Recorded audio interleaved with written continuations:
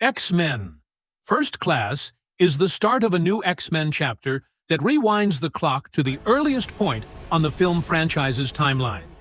The film begins in 1944 at the Auschwitz concentration camp before jumping ahead to 1962. The story follows a young Charles Xavier and Eric Lenzher Chachu Magneto, and the origins of both the X-Men and the Brotherhood of Mutants. X-Men: Days of Future Past is a bit hard to place on the timeline, as it features the X-Men from both the original films and the newer ones. Much of the story takes place in 1973, but plenty of time is spent in an alternate version of 2023 as well.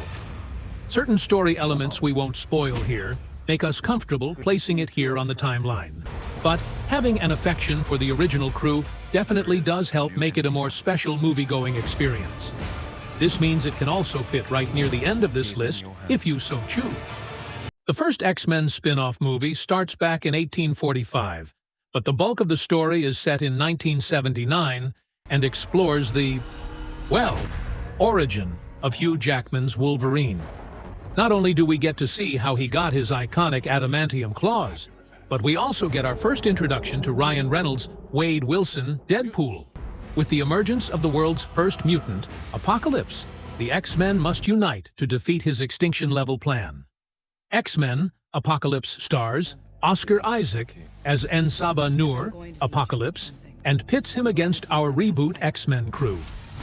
While the film starts all the way back in 3600 BC, much of the story is set in 1983. Jean Grey begins to develop incredible powers that corrupt and turn her into a Dark Phoenix, causing the X-Men to have to decide if her life is worth more than all of humanity. X-Men. Dark Phoenix is the last film starring the X-Men crew led by James McAvoy and Michael Fassbender, and it tells the story of the transformation of Sophie Turner's Jean Grey into Phoenix. The film begins in 1975, but takes place mostly in 1992.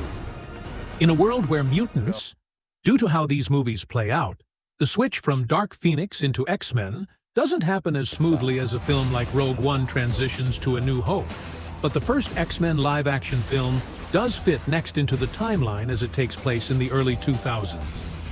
While James McAvoy and Michael Fassbender played their younger versions in the previous films, Patrick Stewart and Ian McKellen take on the role of the older versions of Charles Xavier and Eric Lenzher Magneto in these films. Taking place not too long after the original, X2, X-Men United, picks up the story as a brainwashed Nightcrawler attempts to murder the President of the United States. Some big events happen at the end of the film that set up The Last Stand and tease the arrival of this trilogy's iteration of Phoenix.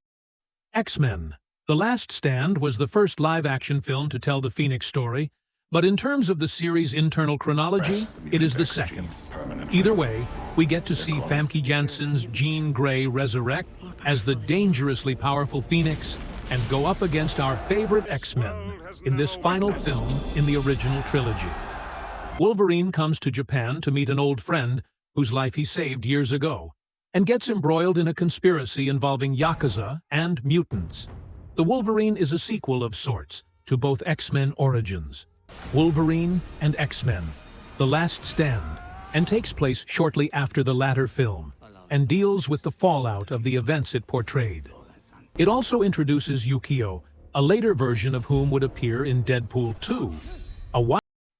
While he made his first appearance in X-Men Origins, Wolverine, Ryan Reynolds.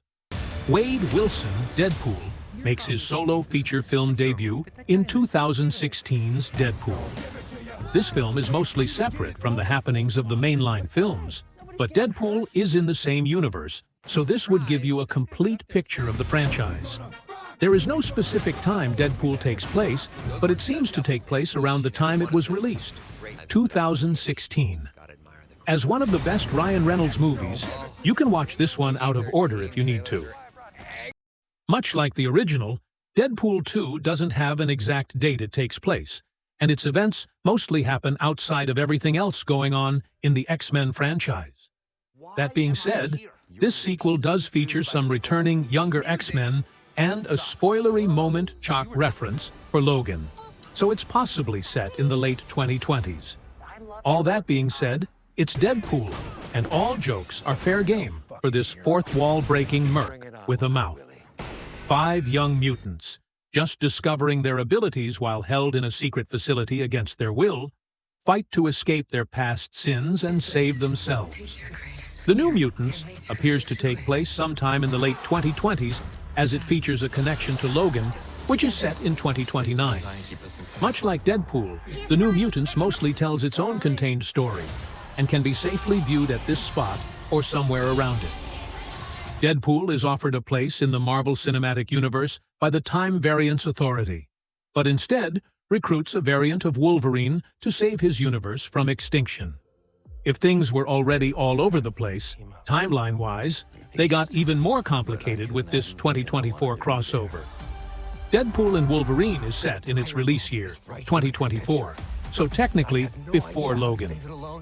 But it's not really that simple, because this movie makes references across all the X-Men and Marvel timelines, seemingly existing in the same universe, and an entirely different one at the same time.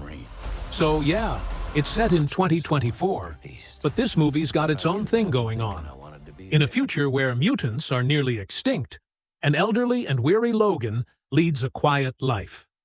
But when Laura, a mutant child pursued by scientists, comes to him for help, he must get her to safety. As previously mentioned, Logan takes place in 2029 and follows Hugh Jackman's Wolverine and Patrick Stewart's Charles Xavier in a world where mutants are basically extinct. This is clearly the film that takes place farthest ahead in the timeline, and thus should be the one to finish them all off. And it's a great one to end on.